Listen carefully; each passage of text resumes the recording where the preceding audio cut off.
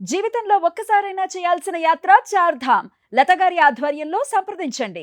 సాధారణంగా ప్రభుత్వ ఉద్యోగి అంటే నెలంతా కష్టపడి ఆఖరి తేదీ ఎప్పుడు వస్తుందా అని కళ్ళల్లో ఒత్తులు వేసుకుని ఎదురు చూస్తుంటాడు. ఒకవేళ జీతం రావడం ఒక్కరోజు ఆలస్యమైనా వారి బడ్జెట్ తలకిందులవుతోంది.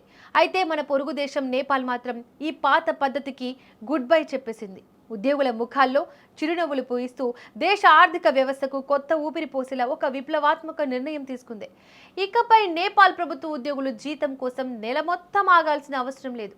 నెలకు 2 సార్లు వారి ఖాతాల్లో డబ్బులు జమ కానున్నాయి. నేపాల్ ఆర్థిక మంత్రిత్వ శాఖ తీసుకున్న ఈ నిర్ణయం ఇప్పుడు అంతర్జాతీయంగా హాట్ టాపిక్ గా మారింది. సాధారణంగా అభివృద్ధి చెందిన దేశాల్లో అమల్లో ఉండే ఈ ఫోర్ట్ నైట్లీ శాలరీ విధానాన్ని నేపాల్ ప్రభుత్వం అధికారికంగా ప్రకటించింది. దీని ప్రకారం ప్రతి 15 రోజులకు ఒక్కసారి ఉద్యోగుల వేతనాన్ని 2 భాగాలుగా చేసి చెల్లిస్తారు. ఈ మార్పు కేవలం ఉద్యోగుల సౌకర్యం కోసం మాత్రమే కాదు, దీని వెనుక కూడా ఒక పెద్ద ఆర్థిక వ్యూహం కూడా దాగి ఉంది.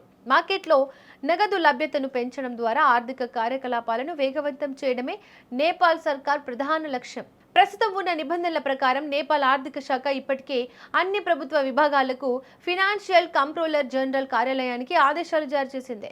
సివిల్ సర్వెంట్లతో పాటు ఆర్మీ, పోలీసు విభాగాలకు కూడా ఈ కొత్త విధానం వర్తించనుంది.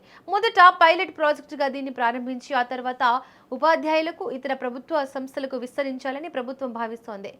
ఈ నిర్ణయంపై అక్కడి ఉద్యోగులు హర్షం వ్యక్తం చేస్తున్నారు. నెల మధ్యలో వచ్చే ఖర్చుల కోసం ఇతరులపై ఆధారపడకుండా చేతిలో డబ్బు ఉండడం వల్ల వారి జీవన శైలి మెరుగుపడుతుందని ఆశిస్తున్నారు. ముఖ్యంగా దక్షిణాసియా దేశాలైన భారత్, పాకిస్తాన్, బంగ్లాదేశ్ వంటి దేశాల్లో ఇప్పటికే నెలకు ఒకసారి జీతం ఇచ్చే విధానమే అమల్లో ఉంది. ఇలాంటి పరిస్థితుల్లో నేపాల్ తీసుకున్న ఈ ముందడుగు ఇతర దేశాలకు కూడా ఆదర్శంగా నిలిచే అవకాశం ఉంది. మార్కెట్లో వినియోగాన్ని పెంచి ఆర్థిక మాంద్యం వంటి పరిస్థితులు రాకుండా ఉండాలంటే ప్రజల చేతిలో నిరంతరం నగదు ఉండాలని ఆర్థిక నిపుణులు చెబుతున్నారు. నేపాల్ ప్రభుత్వం సరిగ్గా ఇదే సూత్రాన్ని అమలు చేస్తోంది. ఈ కొత్త విధానం ద్వారా ఉద్యోగులు మరింత ఉత్సాహంగా పనిచేస్తారని, అలాగే దేశ ఆర్థిక పరిస్థితి కూడా గాడిలో పడుతుందని ప్రభుత్వం గట్టిగా నమ్ముతోంది.